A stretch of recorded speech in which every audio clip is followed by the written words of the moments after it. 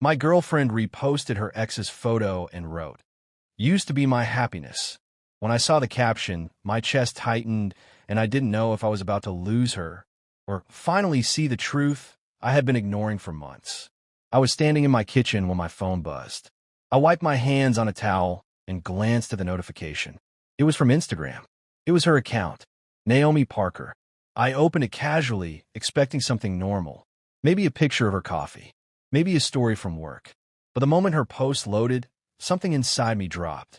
It was a photo of her and him. Her ex, Lucas Bennett.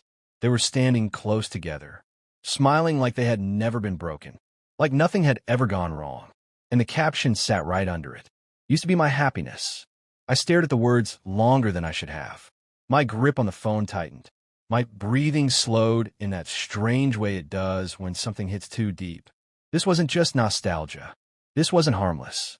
This was public. This was intentional. I didn't move for a full minute. I just stood there, replaying every small moment from the last few months. The way she sometimes went quiet when his name came up. The way she never fully deleted their old pictures. The way she said, "It's complicated," whenever I asked about her past. I had convinced myself it was normal, that people needed time. But this didn't feel like time. This felt like something unfinished. I set the phone down slowly, then picked it up again. I read the caption one more time. "Used to be my happiness." Used to be. But why post it now? Why let the world see it? Why let me see it? I grabbed my keys without thinking. I didn't text her. I didn't call. I just drove. The road to her apartment felt longer than usual. Every red light stretched. Every second dragged. My mind kept filling in gaps I didn't want to see. Maybe she missed him. Maybe she regretted leaving him. Maybe I was just the replacement. By the time I parked outside her building, my chest felt tight. Not angry. Not yet. Just heavy. I walked up to her door and knocked. She opened it within seconds, like she had been expecting someone. Her face changed the moment she saw me. Not guilt. Not exactly. But something shifted. "Ethan," she said quietly. I stepped inside without smiling. "We need to talk." She closed the door behind me slowly. "Is this about the post?" I let out a breath that felt like it had been building for hours. "Yeah," I said. "It's about the post." She crossed her arms, not defensive but guarded. "It's just a memory," she said. I shook my head. "Oh, yeah. It's not just a memory." She looked at me, waiting. "That caption wasn't neutral," I said. "You didn't just say it happened. You said he was your happiness." She didn't respond immediately. She looked down for a second.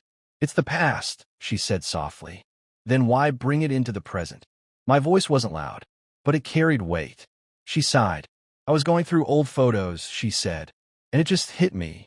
"What hit you?" She hesitated. How things used to feel. There it was. Not closure. Not distance. Feeling. I felt something sharp settle in my chest.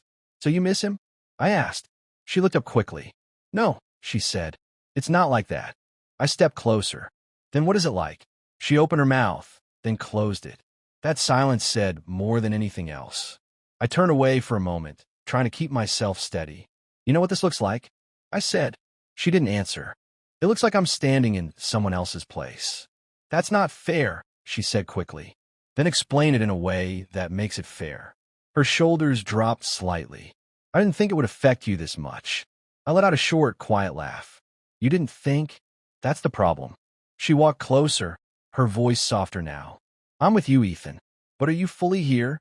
That question hung between us. Heavy. Unavoidable. She didn't answer immediately. And that was the moment something shifted inside me. Not anger. Not jealousy. Clarity. Because if someone is fully with you, they don't need time to answer that. "I need you to be honest," I said quietly. "I am," she replied. "No," I said. "You're being careful." She flinched slightly at that. "I don't want to hurt you." "Then don't lie to me." She looked at me for a long moment. And then she said something that changed everything. "I never really got closure with him." The words landed slowly, like something heavy being placed on a fragile surface. "So you're still holding on to it?" I said. "I'm trying not to," she replied. "But you are." She didn't deny it. And that was enough. But what I didn't expect came next. "I saw him last week." I froze. "What?" "It was random," she said quickly. "At a cafe." "And you didn't tell me?" I didn't think it mattered. Secretvoices. That's exactly the kind of thing that matters. She ran a hand through her hair, clearly overwhelmed now. It wasn't planned, she said. We just talked for a bit. About what? About us. The room felt smaller suddenly. What about us? She hesitated again, and then she said it. He asked if I was really over him. My chest tightened again. And what did you say? Her eyes met mine. I said I didn't know. That was the moment the ground shifted completely. Not because she talked to him, not because she posted the photo, but because she had already answered the question I was afraid to ask. I stepped back slightly. You didn't know? I repeated. She nodded barely. I was confused, she said. I looked at her for a long moment. And for the first time, I wasn't trying to hold on to anything. I wasn't trying to fix it. I was just seeing it clearly. You don't get to be confused while being with me, I said. Her face tightened. I'm trying to figure things out, and I'm not part of that process. She shook her head quickly. You are. No, I said calmly. I'm the safe place while you figure him out. That hit her.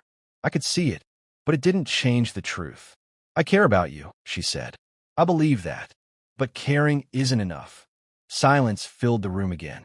This time it felt final. I don't want to lose you, she said quietly. I nodded slowly. I know, but you already are. Her eyes filled slightly, but she didn't cry. She just stood there.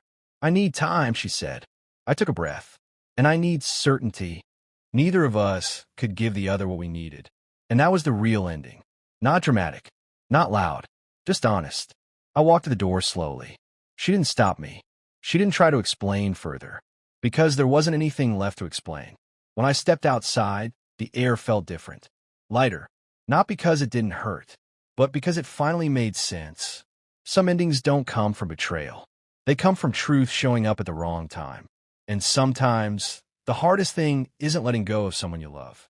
It's accepting that they're still holding on to someone else.